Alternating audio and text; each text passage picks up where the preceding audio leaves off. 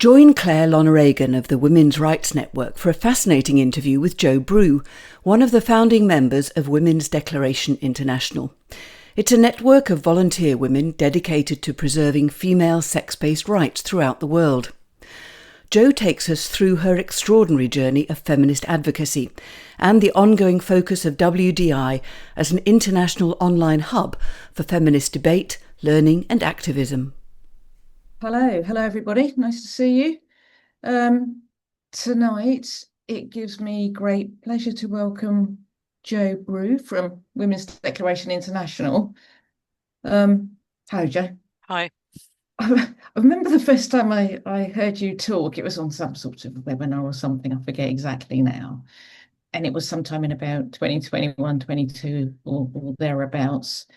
And I was really impressed by what you were saying at the time and how well you spoke and how eloquently. And I remember going into my local WRN WhatsApp chat and saying, "Why haven't I heard of Jo Brew before?" To which Louise Somerville responded, "God, yeah, Jo's fab." And then it turns out that Lou's one of your WDI UK members. Yeah. Yeah. But she wasn't wrong. She wasn't wrong. So anyway, it's great that you could come and join us this evening. Should we do the traditional introduction thing and you tell me a little about yourself and where you came from and why you started WDI, how you went about it, that sort of thing. Yeah. So I started being feminist when I was very young, or quite young. And at university, I got to be the women's officer, for my college. And I remember, I found out that our student union was getting, I don't know, let's say £150,000, quite a lot of money in the day that there was money for student unions. Maybe there still is. And that about 4% of it was going to women. And all the rest of it was going to the rugby club and things like that. So we basically didn't get any money. And so I said, well, why don't we just do 50-50? So we get half of the money. And this caused massive uproar. And and I really liked it, having a huge argument and sort of causing these problems. Um and Rory Stewart, who's a sort of right-wing Christian commentator, was at the same university with me at the same time. And he's very plummy right-winger. And he said, well, I don't see any reason why we shouldn't just support these women's rights. I just thought, yes, this is brilliant. So then I got more involved when I left university and I published this magazine, Shocking Pink, which was late 80s. It was a sort of political, left-wing feminist lesbian magazine for young lesbians or young women. And that was brilliant. And so I found out a lot about the women's movement in the 80s in London mostly. And it was a bit like I was on the Marie Celeste, like everyone had left. That all the feminism had gone from London because it was post GLC. And you really got this feeling like everybody's left and leaving. And it wasn't completely true, but it was a weird time. Then I went to Brussels and I was feminist there and I was very involved in this academic network called um, the European Forum of Left Feminists. And that was feminists who were left-wing academics and activists. That was very interesting. And then I worked for various things, but I worked as a lobbyist on women's what was going to happen to women with global deregulation of markets. And it was the end of the Cold War and they were liberalizing everything.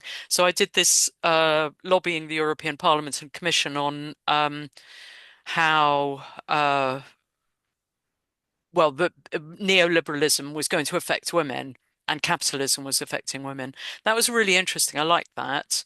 And I learned some languages, really understood international the international sisterhood, because we were linked up. We're in a network which was called WIDE, Women in Development Europe, and so got to meet lots of women internationally and know quite a lot about the women who were working in feminist economics, but also development economics, which was a massive field, and UN stuff and stuff like that.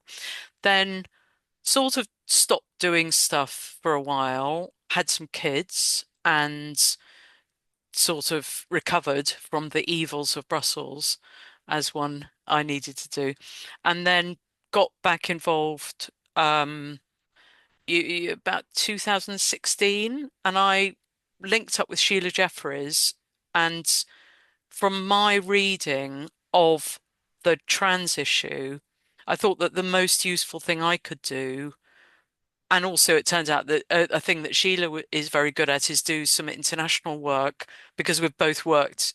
I mean, she's got amazing international contacts, and I have quite a few languages and understand how to work internationally. So we thought, well, we could do that, and then that would be a useful thing to do rather than just replicate what some of the other people are doing here. I mean, already you could see there was quite a lot of amazing work being done, like by Fair Play for Women. They were doing really good. Transgender Trend were doing some brilliant stuff, and lots of established organizations were already amazing. So we thought, oh, well, we can do this. And so we got it together to get this declaration on women's sex-based rights, which is based on CEDAW, which is the Convention on the Elimination of Discrimination Against Women. And that's basically the culmination of the international sisterhood of the 70s, 80s, and 90s, where there was a genuine international sisterhood, and we'd sort of won a lot of the wars or the international battles of, like, feminism is white colonialism, or there, and we'd established there is women's rights are human rights, and that we have an international sisterhood. So all of that was brilliant in CEDAW, and it's actually been ratified by almost all the states in the world and implemented, and it's in the laws. So we thought, well, if we can use that as a place to lobby and work around, that would be good. And it would be great also to sort of link people up together. So that's it. And then I've been doing that since 2016. It's a long time. Yeah, amazing. I mean, so you kind of came to it from that international viewpoint. Which is quite interesting, because so many of us here, you see it at home first. You see it and you assume it must be local, because partly because it's so flipping mad that it must just be happening here. And then you start to realize, not just happening only here, but it's pretty much global. And actually, it's way worse elsewhere. You learn more as you go on, but yeah. Yeah, I mean, I think I found out about it from my own experience, and then also from reading. Like, I've read and reread Mary Daly a lot, and she writes about it very early on, of this male mothers. And I mean, she basically implies that transgenderism is an extension of gynecology, which is a form of violence against women. And in her book Gynecology, and then also Janice Raymond, The Transsexual Empire. So they wrote 70s and in the 70s and 80s. So I sort of vaguely knew about it, and then experienced uh, Women in Tune, which quite a few women here might have been to, that lovely women's festival in Wales, being split because there was a man who was saying he was a woman in it.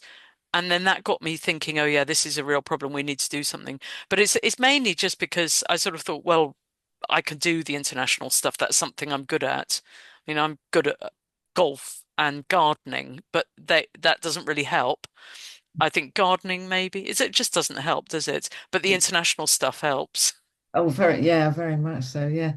I've had a look at the declaration. I don't know how many of our members have actually read it through and seen I think it's 10 points, isn't it? Yeah. Or Oh, I 12. think there are 9 articles of it. Nine. Yeah. Okay. Approximately A 10. But 9-step process. yes. Yeah. Well, and that's always a good thing to do before signing anything. So yeah, I have signed it. And yeah, it's very clearly modelled on CEDAW. and you've explained the thinking behind that. So, that's really interesting. There's a lot of signatures though. Something that's 130,000 from 140 countries. Well, I think it's 39,000 signatories, but from 160 countries, and there are 540 organizations. I think that's pretty impressive. It's Um, hugely impressive. I mean, so successful by anybody's standards. yeah, I mean it's quite a lot of signatories. I mean it would be better if there were more, but I mean it's still a lot, and it's quite a good lobby document because we can use it, or anybody can use it and say, look, there are these many people who agree that we should not change. And it's basically saying, don't change the definition of the word woman Yeah, to gender identity, but it just takes 6,600 words to say it. But it's basically, that's all it's really saying. yeah, yeah, yeah. So who can sign the declaration? Any, Anybody can sign it? anybody, yeah, anybody can sign it. I mean, every now and then we get like fake completely ridiculous Of names course. signing it, so we Yeah, delete them. But anybody can sign it, and every now and then people sign it, and then they say, "Oh, my work situation is a bit dodgy. Can you unsign me or delete me or put a fake name in?" Which we do because sometimes it's a bit, yeah, and men can sign it. Yeah, the most significant man who signed it is Richard Dawkins. And Richard Dawkins signed it. The reason he's significant, apart from he is famous, is he signed it quite early on in his journey, probably about 4 or 5 years ago. And then he told all his 15 million followers to sign it. And so we got quite a lot of new signatories, thanks to him saying it was a good idea. So, so how does it work, and why is it helpful to get more signatories on it? What does the weight of the number of signatories give you? well, if let's say I wrote a letter to the United Nations and said, I think CEDAW should be, the word woman should stay as woman, not, or adult human female, which we say, it should not be a man with a gender identity. That's me saying that. Whereas we can, and anybody can do it, can say, we think, and we're speaking on behalf of 39,500 people and 560 organizations from 160 countries who believe this. And it just gives a lot more weight. And particularly as the UN is they are international and they want to get the support internationally for some sort of global consensus on how to build a better world. They do all this, I mean, really good work. Well, I know they're not perfect, but they do great work on things like the Sustainable Development Goals or the Human Development Index or human rights issues. They have been in some cases quite a force for good. So, um, I think, and they do have an idea of that international consensus is a good thing. So I suppose that's partly why. Yeah, oh no, that's great. Yeah. Um, so you focused on CEDAW generally, but recently you published a statement on war, which Yeah. is a little bit out of your normal wheelhouse, I'd say. Can you explain a little bit about that and Well, why what that we came about? did is we've published a statement on war. I'll put it's not we've oh yeah, it's on our I'll put it into the chat. Um so it's probably a news. Um right, we've got a news section. We've got a website and I'll just put it in the chat right now.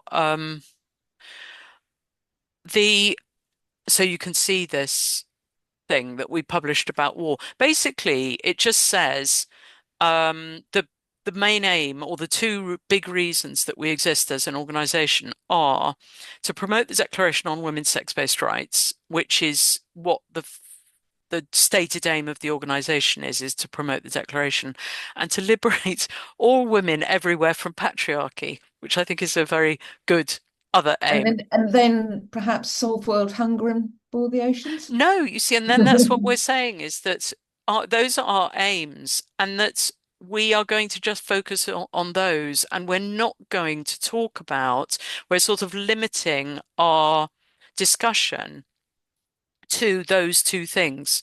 And there's, I mean, things like we are anti-surrogacy, um, and so we'll talk about those things.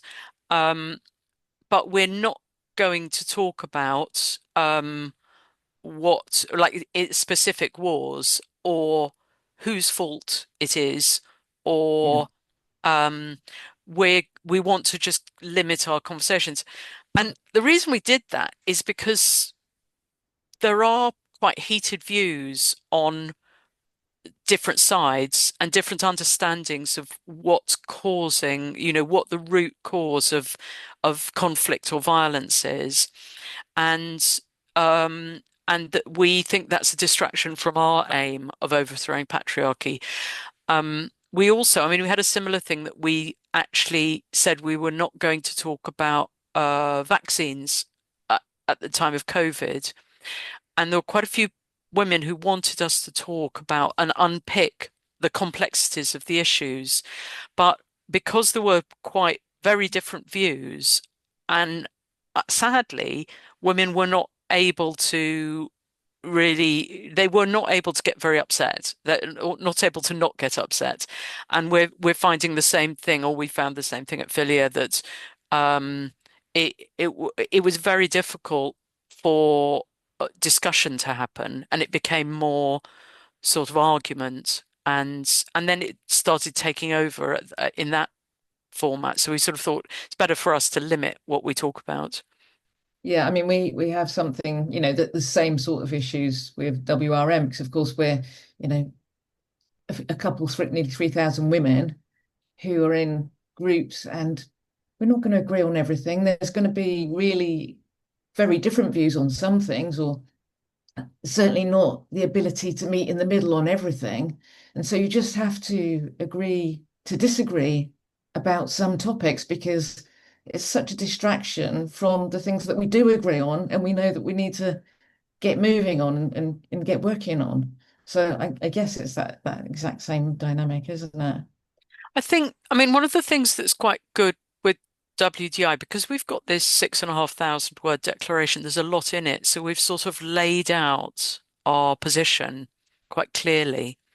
Yeah. And that's good, I think, or it's a way of doing things. I think WRN is doing something different in that you're absolutely brilliantly providing places that women can meet and do things and meet up in real life.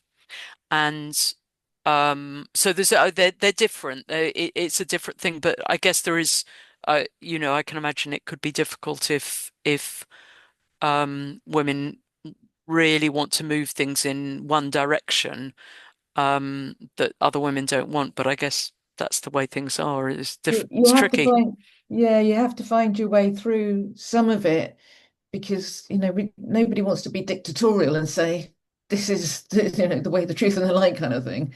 We need some sort of consensus about what women want to be involved in, what they want to do, what they want to take forward. So yeah, it's finding that middle path. It's not I mean, always easy. I think that when we were fighting for the vote, which is partly why I've got these suffragettes behind me, we were all very clear that we were going to get the vote, and that was something we all wanted. I mean, pretty m many, many, many women wanted. So it sort of gave us a target, and it gave us a reason to work together to get the vote. And to some extent, this trans thing is this ideology is we want this not to happen because we could see. So it's as clarifying a threat to not like it's like not having the vote in a way. So we're very clear on that. But then it's a bit less obvious what win is, because it was to win the vote, wasn't it? But Yeah. now it's all a bit fuzzy, like exactly where our end point is. Is it get rid of the GRA, the Gender Recognition Act, or is it just self ID, which we've already done. It's, what is it? And that I think I think having an endpoint that we're all working towards it was a good thing for the suffragettes and would be a good thing for us. Yeah, well, I think we've seen the end point realised in law, which is that Supreme Court ruling from April Yeah. 16th. That felt like, hurrah, that's it. But unfortunately, it's getting that implemented then throughout our national organisations, the NHS, the police, schools, colleges, everywhere. Once that's done, that'll feel a bit more endy point of Yes. this particular bit. So I guess But that's it. Like law and practice is that's our endpoint. yeah, I'm guessing that the women's maybe some of the urgency will go from the women's movement if that does get achieved, which I really hope it will, and it ought to. But there's so many other things that are affecting women, the thing that you started off with, really, the fact that funding isn't equally shared, for instance. I mean, if we talk to our sports group, for instance, they will tell you that sort of 90-10%, I've probably got the numbers wrong, but that split of funding is still absolutely how it all works. And women's sport gets a fraction of men's sports funding. Yeah, and So I I mean, we don't don't even need. understand. I don't think we even need the money for sport because loads of us can't be bothered with sport, or it's not a big issue. We could just have half the money and spend it on the things we want.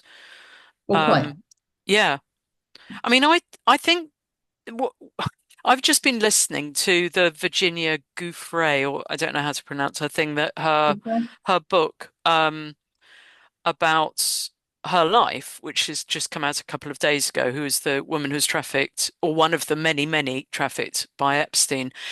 Um, and the, I mean, it's just horrifying this how the whole world has this network of men sexual abusers, and we know it's going on in Britain, and the dragging their feet to look at it. And I sort of think in a way this trans thing you could see it as a proxy war for men's sexual abuse. It's like they're saying we're having a fight about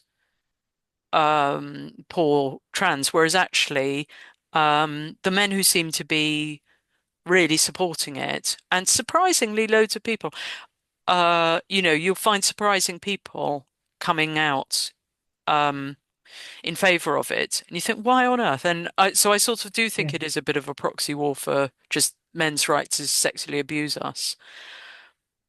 So it's a Yeah. big fight, isn't it? Because Yeah. that's Yeah. not going to go away for it. It's going to be a Well, hard one no, to win. no. Exactly. And then, you've got all the stuff that we've seen in hospitals with, a number of sexual assaults and rapes that are not being appropriately dealt with, not being prosecuted, and the sheer volume, you Yeah. know. So I think that whilst this is obviously high on our radar, it's by no means the only thing that Women's Rights Network's interested in. So I think let's hope that we can actually get this nonsense out of our institutions. I don't think that will feel like, okay, that's it, done. We can all go home now. There's going to be still plenty to play for. Um, Talking of which, other things that are affecting women. You recently did a webinar that was I think it was devoted entirely to the grooming gangs. So that again was a little bit different for you. So why do you think that was important then, and how does that fit with the declaration? Right. So I didn't go to that webinar. That was WDI UK, and Oh, okay. I think Bernadette's here, and she would be able to come and tell us about that. Um, and also Louise Somerville, both of whom could explain that a bit more. But I heard it was very good. So I actually, because I do the international stuff, I spend absolutely loads of time online, um, doing international things, and like I couldn't go to the Battle of Ideas last weekend. I just basically can't do a lot of the UK stuff because of you can't do it's just physically impossible or sort of emotionally impossible to get involved with everything. So a lot of the time I'm not that involved with what's going on in the UK, which is weird. So I live here. Well, yeah, I didn't expect you to say that actually. I thought you would know all about Oh, it. I've got very little idea what's going on. In fact, often, in fact, Bernadette, who's here, I think, sometimes we go for a walk because we live near each other, and I ask her, "What's going on?" And she explains. So, so moving more international then. The American caucus, how active is that? I know Kara Dansky was running that for you, but she's stepped into something else now, I think, something to do with the Democrat Party. Yeah, so Cara hosts feminist Question Time qu once a month. So she's involved with that, and she um at Filia well in Brighton in a house that we rented or some of us were staying in, we did feminist Question Time and Cara was there. So she's very in touch with us, and but I think she is she wants the freedom to be a person in her own right and to be able to say what she thinks, and work on exactly what she thinks. And so she does a lot of her Substack stuff, writing, which is really good. And that I think she's coming up with another book next year. She's done, as you know, a couple of books, and she was at the Battle of Ideas. So now we've got Elizabeth Chusak, who's a detransitioner, who's the president of WDI USA. And we have a country contact, Kerry Bruss, who does every week does a news review of what's happening in the States, which is amazing. So we always put that on YouTube. And then they've got all these different caucuses in the group. So they've got a detransitions caucus, a lesbian caucus, Black women's caucus. And they also have state contacts for pretty much all the states in the USA. And they do a conference every year, which they've got an amazing website. Their website is unbelievable. So the USA WDI website is incredible, like really Is good. is it not the same website as? No, no, no, no, no, Oh, no. okay. It's very, very good. And I mean ours is very, very good. Yours The is very good international one, too. yes, yeah, but the USA one's fantastic. And they also do a lot of legal actions. So they are quoted really often in law, and they put in loads of what they call amicus briefs, friends of the court um, briefing. I mean, I think they are. I mean, there's only really them who are and Wolf, and they work closely together. And Yeah. then there are other organisations who are working on specific issues like sport or prisons, but those two are the big overarching um, sort of lobbyists and activists. So yeah, they're fantastic. Wow. Yeah. I didn't realize they were quite so independent from the UK. You operate very separately then. Oh yeah, absolutely. So we've got country contacts in it's so separate that we don't know. Like nobody knows. So me and Amparo should actually know, but we haven't been in touch with the country contacts effectively for a few months. But I would say there are sort of between about 30 and 40 country contacts who are representing WDI in their countries. What seems to happen is a lot of countries are not as politically active or as Britain. And I mean that's incredibly interesting. I've found it very interesting that countries are very, very different in terms of how much social or society is able to be political.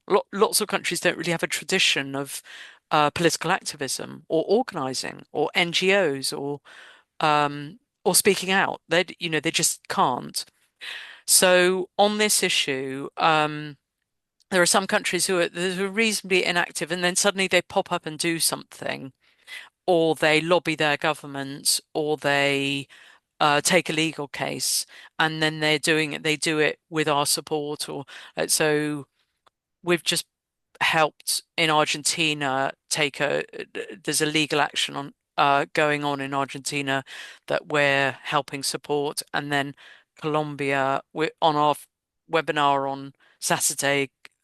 Uh, WDI Colombia are doing a legal action against their government, and yeah, so I suppose what we're doing by being an international organization and having branches is we're giving women a bit of support and the ability to lobby and get the message out. Yeah. And then we also know that they basically we agree on the basis because we all agree with the declaration. Yeah. Okay. Yeah. I mean, that's not entirely dissimilar to WRN, but yeah. So you don't have, for instance, meetings of all of the country leads or anything like that. It's just more of a almost like a franchise. We do invite them to meetings, but they don't always come.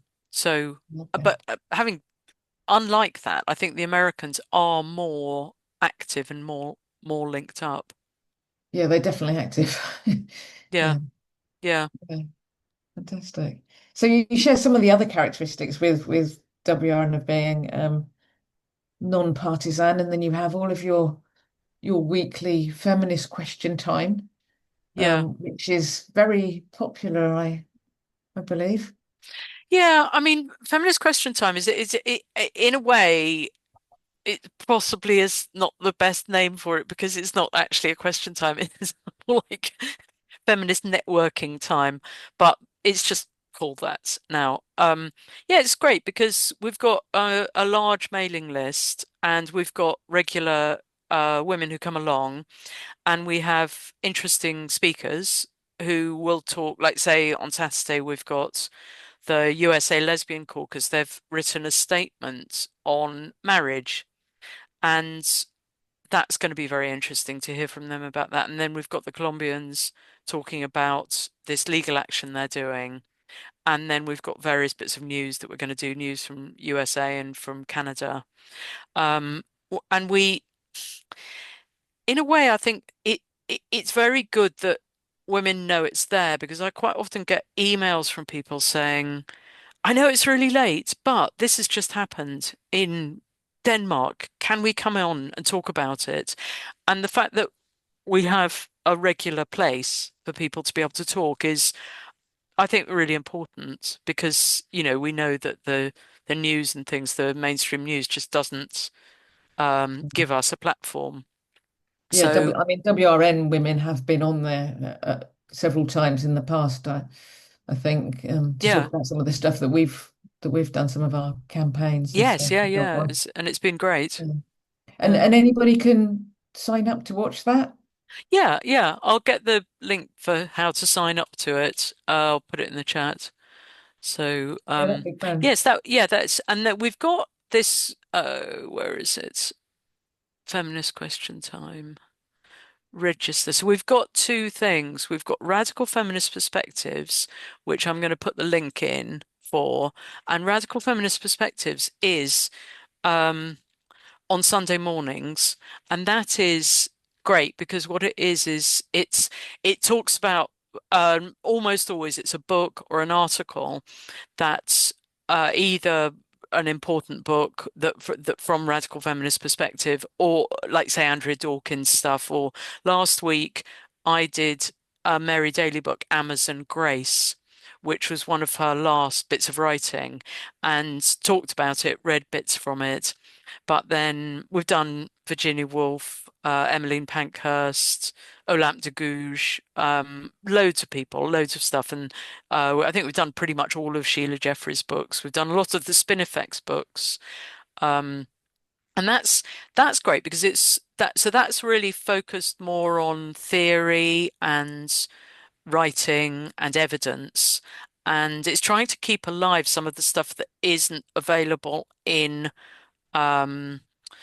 academia or schools because the radical feminist stuff is out of it. Yeah, and I mean that is a thing that we are. Um, I'm just I can't find the feminist question time thing, so I think we'll just you have to Don't yeah, I worry, won't worry don't worry. about it. Yeah, We'll pick it up. but we And are Louise is just saying in yes, the chat, yeah, radical feminist perspective is it's brilliant brilliant.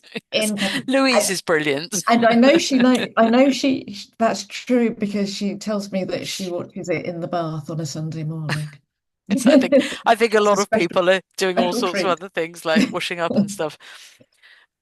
Yeah, we are quite a lot of us are radical feminists, so that is a thing that probably makes us different from some of the other groups.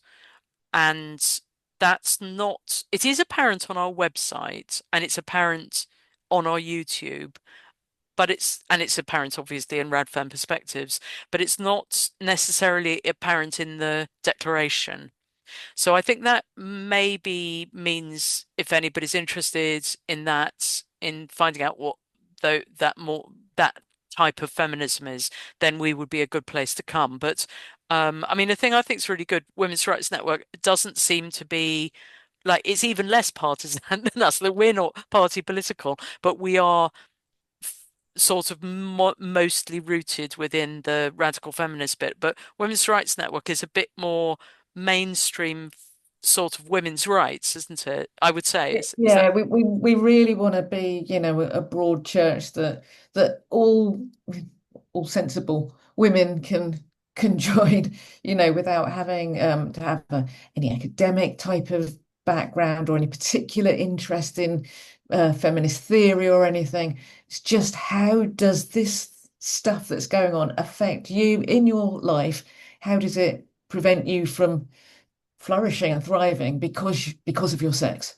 yeah, That's kind of where we are, yeah. which isn't a million miles from you, obviously, but it's No, just but I think some people might day be to more, day. some women might be more comfortable. It depends where, and also where, particularly because you've got groups. But I think some women might be more comfortable in WRN because they might feel uncomfortable with some of the stuff we say because there's that joke like, what's the difference between a radical feminist and a lesbian?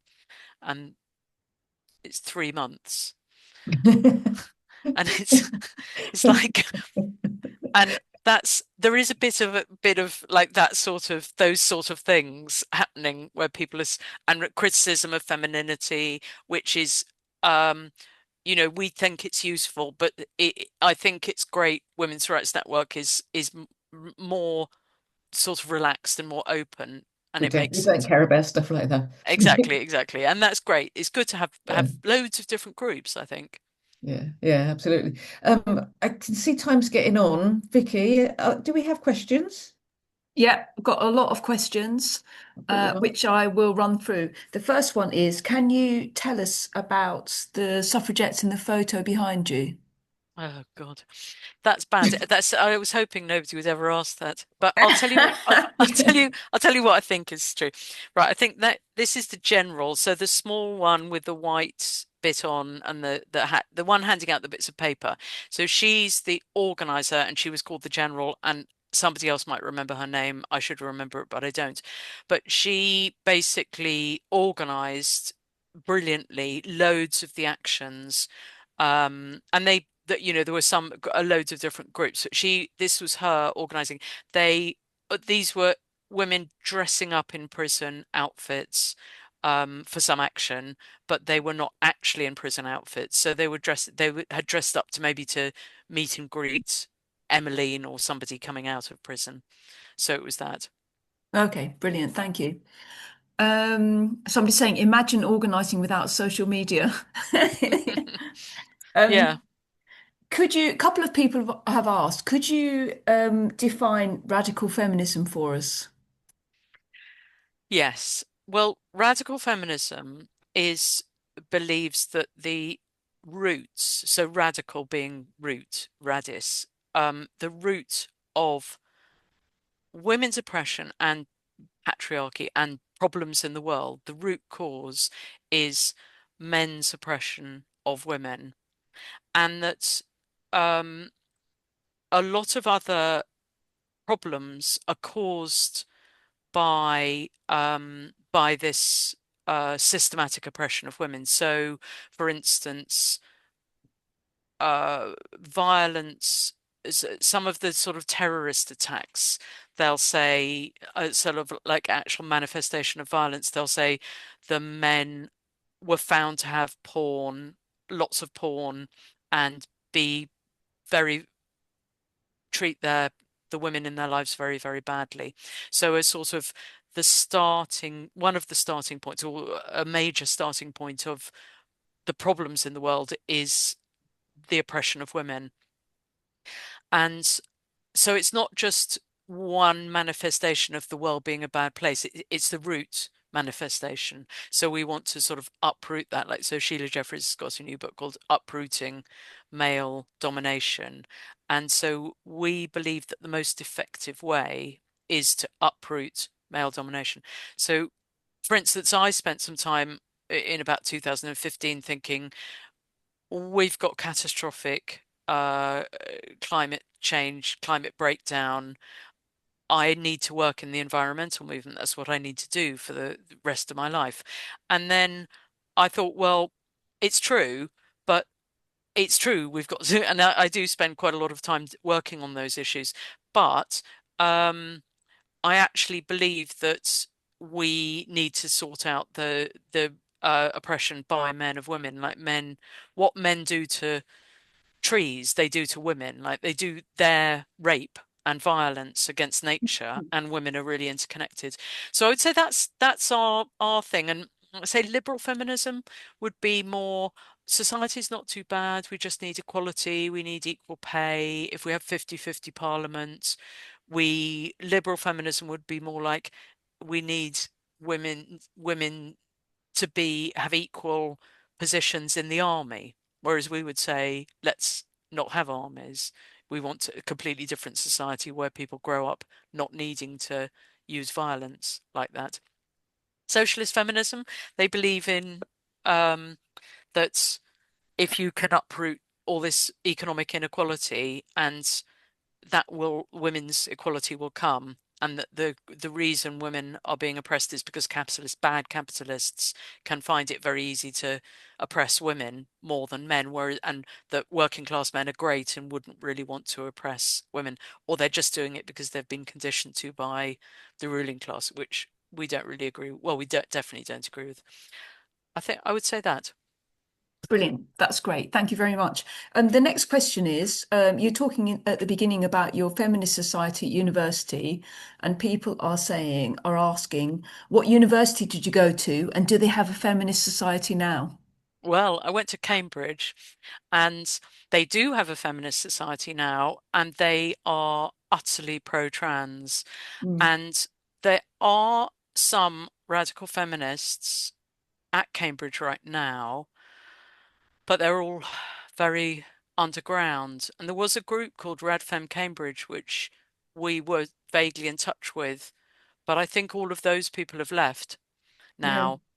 And um, I think it's just completely taboo from what I can hear. I mean, other people might know other things, but I think Yeah. it's I think we disastrous have there. a young Women's Rights Network member who I think is doing a master's at Cambridge, who I think is going to try up and set up a feminist society in Cambridge. I'll check that out with her. Yeah, yeah, that Uh, sounds good. yeah, Um, but it slightly scary for her, problem probably as well. it's so yeah, yeah, yeah. Anyway, good luck. And I mean, if WDI can support her, we will do. But it's a big risk, Yeah, I think, because people I've heard of people turning on radical feminists, or gender critical, or whatever, sex realists. yeah. The next question is, you were talking about working in Brussels with with Europe. We can see that the European Union is very captured. And, what can we do to push back on this? And who is it that's pushing this within the European Union? So in so there's the woman I know who works, I don't know, maybe she's a translator or something. She said that she went to a training in Brussels about, it's probably 15 years ago now, and they were trained to mainstream gender identity ideology into every single policy, like the how straight roads were, or bridges, or anything, any like legislation they could put it into, and all their funding. So they were being taught 15 years ago to do this. And so that's one thing. Secondly, they are incredibly good at networking. And so they have people in all the different bits of the institutions who are pushing this. And that one organization, Égalité, which is equality, it was set up in 19, let's say 95. And I was actually a founder member of Égalité when I was in Brussels, and it was the lesbian and gay organization in Brussels. And it was absolutely not into trans because nobody talked about it. Nobody thought it was an idea. It just didn't occur. But they've now, their website says that they were set up to promote transgender rights. So they've completely rewritten history. So, but those people are very powerful within the institutions and using their power to sort of mainstream it. And then there's Michael O'Flaherty, who is the Human Rights Commissioner for Brussels, for Europe, and he's a big player as far as we can see. But there are loads of people, and then you know about this Athena network or Athena organization that's just recently been set up to sort of shine a bit of a light. I mean, it is good because there's is that MCN or something in Brussels? There's another a bit more like the Free Speech Union. They're a bit more like a sort of like right-wingish think tank freedom organization, and they don't like gender identity ideology, but they're not very feminist. They're really not that feminist, but they're doing some good work. And then the Athena are doing brilliant work. But yeah, I think it's a bit of a, well, it is a total disaster in Brussels. But like, like all institutions, I guess we just need to keep going. Yeah, yeah, and that links nicely to the next question, which is, does it ever seem too overwhelming? What keeps you going? Right. Well, I think reading Mary Daly keeps me going because Mary Daly had this fantastic, she's written some amazing stuff. So if you get sort of upset, she's really fun. And um, so she has this concept of meta-patriarchal consciousness, which is realizing, she sort of thinks that there's a bit of us that lives outside patriarchy. And that was very useful for me because I thought, oh yeah, I can actually believe that bit of me is outside. I mean, I guess this meeting is meta-patriarchal because we're outside patriarchy. So it's the joy of being in a meta-patriarchal state. Like, I know the world still has patriarchy in it, but to create these little spaces. And then also, I think the horrific thing in Brussels, there were these two girls who were chained up in a cellar, and their sex trafficker forgot about them, and so they starved to death. And I think it was at that moment I really thought, I can't do anything to stop their suffering. This was in the 90s. It was just horrific. I can't do anything to save them, but I can use all the freedom I've got to stop it happening again, which of course we haven't stopped it happening again completely, but we're part of a movement that's hoping to do that. And that's, I suppose, so partly driven by anger and being completely livid, and then partly the joy thing. And I mean, that's why I sort of think WRN is great because I imagine, and it sounds like from talking to people who are in it, that it's really fun being in the groups, being together, and it's actually a really nice place to be in WR. Like, you've created um, real places for women to be. And the place I spend a lot of time online, but then I do, which is fantastic. I would normally find I love it, being with great women. And then I also do just normal things like going swimming, going outside, going for walks, gardening, and for my sins, playing golf. Do that. Brilliant. But Thank you. yeah. Can you tell us about some of the women that you work with in WDI across the world? About them. Yeah, yeah. Okay, so right, one of them, Clarice, is she ran Feminist Question Time, ran all the speakers for about a year and a half. She's in Brazil, and she actually was at Filia, so I met her, which was brilliant. She's now got that organization Matria in Brazil doing amazing work. She's incredibly positive and resourceful and competent, and it was just lovely talking to her. I sort of would talk to her every week or maybe every couple of weeks, and um, and she'd always just be saying things like she'd always be going on holiday. She'd be in this lovely, fantastic sort of place. I think she lived maybe in Manaus or something, somewhere not in Rio or anywhere. Then she'd just go, I'm going on holiday to the coast, to the beach, and then it would be on the beach of the Amazon, and that you'd see behind her just this amazing, lovely beach. So she had a really, it was just amazing getting to know her. And then say Marion Rotiliano is brilliant. She's in Maryland in the States, and I see her every week. So I've never met her, but I feel like she's one of my best friends.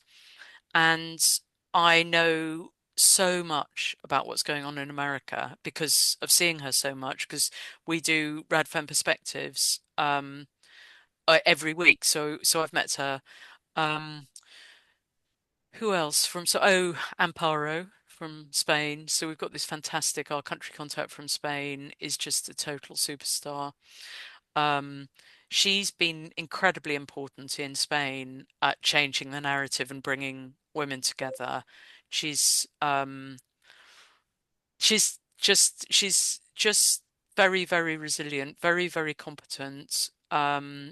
She's incredibly funny as well. So if you haven't seen any of her webinars, they're just amazing. She gets the funniest pictures of men pretending to be women and is hilarious. So as well as spot on politically. But yeah, there's loads of people like that. Brilliant.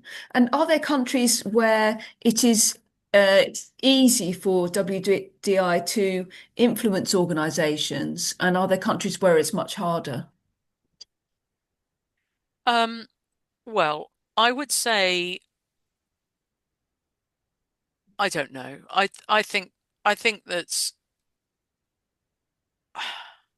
I think that I mean in terms of the threats posed by gender identity ideology, there are loads of countries globally that are just having none of it. All the sort of really extreme, like the arc of patriarchy, all the Arab countries, they're well, apart from say Iran, where they're saying you need to trans the gay away, but most of them are just having none of it. And then the right-wing countries in Eastern Europe, Russia's not having any of it. Africa, it's absolutely no way, apart from South Africa, which is a bit more progressive, but they're really not into it. So in terms of that, there are those countries. Then there's Argentina, who've got this sort of right-wing populist leader. They've just got rid of absolutely all gender identity ideology. And I think Italy, I think Giorgia Meloni, who's a right-wing as well, she's not at all keen on gender identity ideology. So yeah, I mean, that's one of the reasons it's very interesting doing the international work is finding out actually what's happening and then talking to people from, Southeast Asia where there is quite a lot of development, that moving towards gender identity ideology by governments, but then a lot of the people are really against it. Mm. That's really interesting. I'm going to hand back to Claire now for the last few minutes. I just want to say thank you very much for joining us, Joe. I mean, WDI is a really amazing organisation. I'm going to ask you one last question, and that's, what is it about WDI that you're the most proud of? And there's plenty to be proud of, but what are you the most proud of? I think it's a massive achievement that we have webinars. We have 2 webinars. So we have 2.5 hours of webinars pretty much every week apart from holidays, and have been going for 6 years or something. So that's, and then we have French webinars and Australian and New Zealand webinars, Spanish speaking webinars, sometimes German ones. I think it's that international sisterhood, that linking up. And I mean, I think the linking up in real life is a brilliant thing that you lot are doing. Um, but I think we've done something that's never happened before by globally, that the women's movement has never, we've never had Zoom. We've never been able to create a strong international sisterhood. I mean, of course, it'd be nice if it was more women, but we've done something unique using new technology, which is what happens often in revolutions. And so I'm hoping we can use the new technology to sort of push patriarchy over the edge, get rid of it. Wouldn't that be amazing? Um, well, thank you ever so much for joining us this evening. It's been really fascinating. I've really enjoyed talking to you and learned so much about WDI. I hope everybody else has found it equally interesting and will seek out the websites and join you for Radical Feminist Perspectives and Feminist Question Time and sign the declaration. Yes, and Um, vice versa. We'll get our lot to keep coming, and we'll keep promoting Women's Rights Network. I think it's thank really you. valuable that it's there, and just everyone I know who goes says they love it. So we'll do the same. And thanks. It's Brilliant. lovely getting to know you a bit better. Yeah, yeah, because I mean we've met in passing several times, but yeah, Yeah, it's been lovely to talk to you, and we'll get all of your links into our weekly members only paper, so that email that we send out, so that our members will be able to find you easily. brilliant. Okay, Thank you ever so much. great. See you then. Cheers. Bye bye. Don't forget to subscribe to our YouTube channel and tap the bell to make sure you don't miss new content.